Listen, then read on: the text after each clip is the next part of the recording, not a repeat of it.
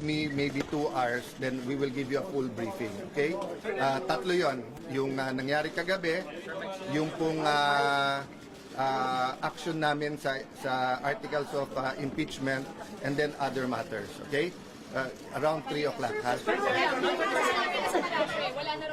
Yeah, guys, let me, I just got here.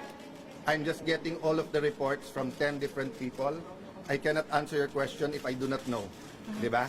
So I only have the information na dala ko from traveling here from the house to here. It was a terrible night. I don't have all that information yet. Let me verify it. What you heard, yun din narinig ko. Narinig nyo about Senator Bato, narinig nyo about Sec Claire, narinig nyo, it's the same thing I heard. So I'm getting all the official reports in a few minutes. Give me a few minutes, balikan ko kayo. Ha?